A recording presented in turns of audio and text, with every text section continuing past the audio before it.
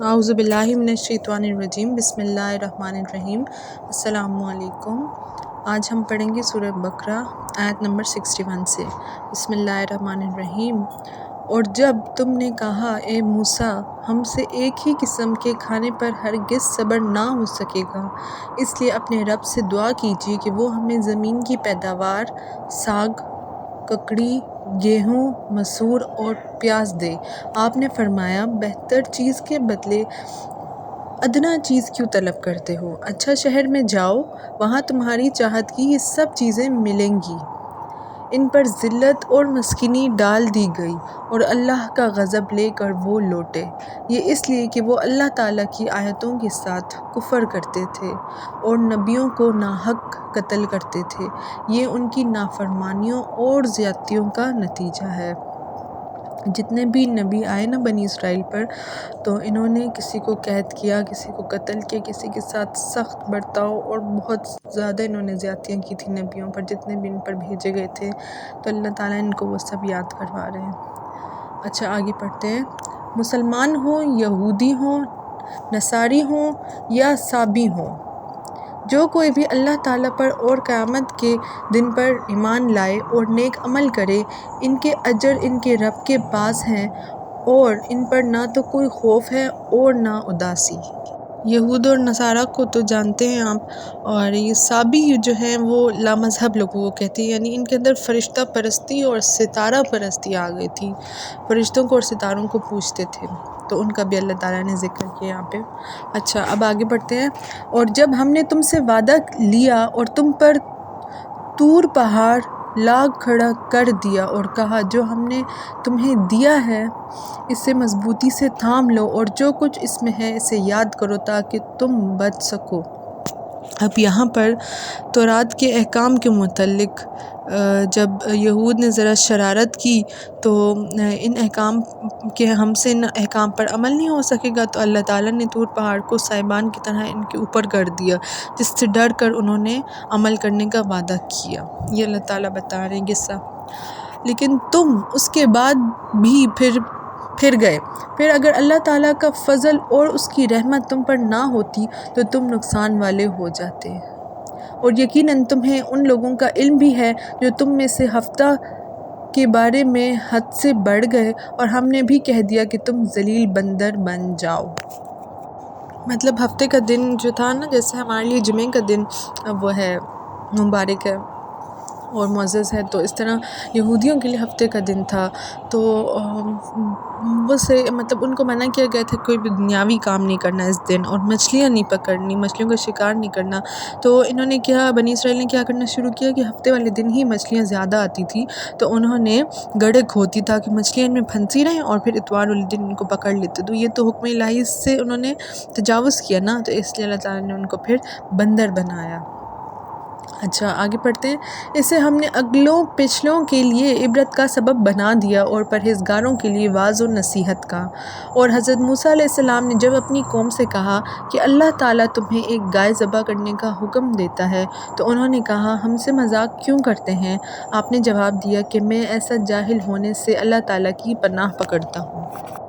اچھا یہاں پہ گائے کا واقعہ اللہ تعالیٰ نے اس لیے بتایا کیونکہ ایک بنی اسرائیل میں ایک لاولد جو تھا وہ ایک مالدار آدمی تھا جس کا وارث صرف ایک بھتیجا تھا۔ ایک رات اس بھتیجے نے اپنے چچا کو قتل کر کے لاش کسی آدمی کے دروازے پر ڈال دی۔ صبح قاتل کی تلاش میں ایک دوسرے کو ذمہ دار ٹھہرانے لگے سب۔ آخر میں کیا ہوا کہ بات حضرت موسیٰ علیہ السلام تک پہنچ گئی تو انہیں ایک گائے ذبح کرنے کا حکم ہوا اللہ تعالیٰ کی طرف سے کہ تم ایک گائے ذبح کرواؤ۔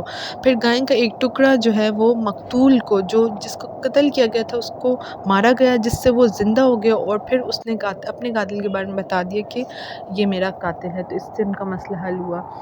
تو اب آگے بڑھتے ہیں۔ انہوں نے کہا اے موسیٰ دعا کیجیے کہ اللہ تعالیٰ ہمارے لیے اس کی ماہیت بیان کر دے۔ آپ نے فرمایا سنو، وہ گائے نہ تو بالکل بڑھیا ہو نہ بچہ، بلکہ درمیانی عمر کی نوجوان ہو، اب جو تمہیں حکم دیا گیا ہے بجا لاؤ۔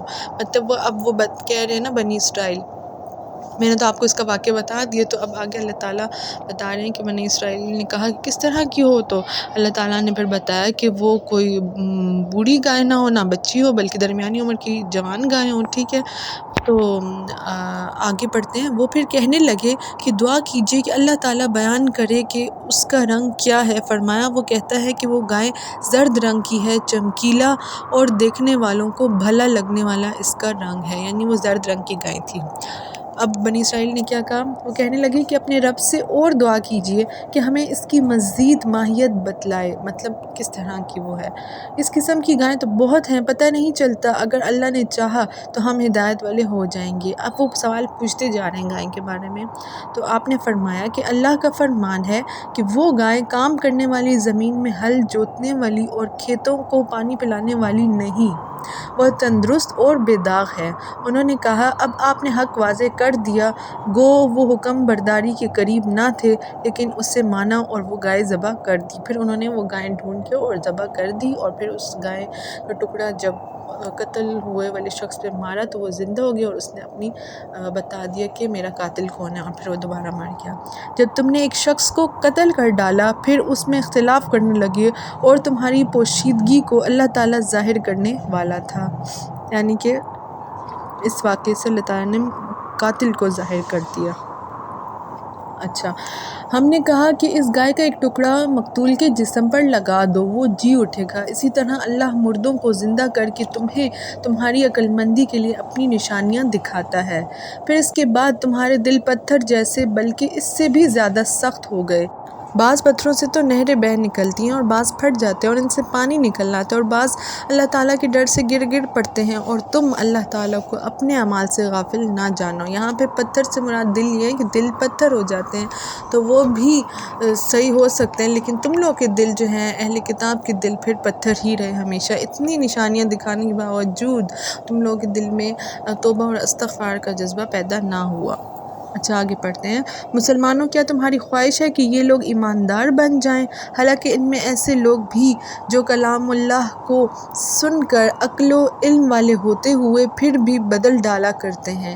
جب ایمان والوں سے ملتے ہیں تو اپنی ایمانداری ظاہر کرتے ہیں، اور جب آپس میں ملتے ہیں تو کہتے ہیں کہ مسلمانوں کو کیوں وہ باتیں پہنچاتے ہو جو اللہ تعالیٰ نے تمہیں سکھائی ہیں؟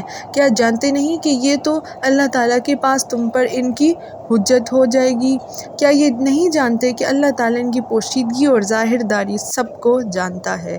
ان میں سے بعض ان پڑھ ایسے بھی ہیں کہ جو کتاب کے صرف ظاہری الفاظ کو ہی جانتے ہیں اور صرف گمان اور اٹکل ہی پر ہیں۔ ان لوگوں کے لیے ویل ہے جو اپنے ہاتھوں کی لکھی ہوئی کتاب کو اللہ تعالیٰ کی طرف کی کہتے ہیں اور اس طرح دنیا کماتے ہیں۔ ان کے ہاتھوں کی لکھائی کو اور ان کی کمائی کو ویل یعنی ہلاکت اور افسوس ہے۔ ویل سے مراد ہلاکت ہے۔ یہ لوگ کہتے ہیں کہ ہم تو صرف چند روز جہنم میں رہیں گے۔ ان سے کہو کہ کیا تمہارے پاس اللہ تعالیٰ کا کوئی پروانہ ہے؟ اگر ہے تو یقیناً اللہ تعالیٰ اپنے وعدے کا خلاف نہیں کرے گا، ہرگز نہیں، بلکہ تم تو اللہ کے ذمے وہ باتیں لگاتے ہو جنہیں تم نہیں جانتے۔ تو یہود خود سے اپنی طرف سے باتیں بنا کر کے اللہ تعالیٰ نے ہمیں یہ کہا اور اللہ تعالیٰ نے وہ کہا، تو اللہ تعالیٰ بھی پوچھ رہے ہیں کہ آپ کے پاس کوئی ثبوت ہے تو بتا دیں، لیکن اللہ تعالیٰ کہتے ہیں کہ یہ جھوٹ بولتے ہیں۔ صدق اللہ العظیم۔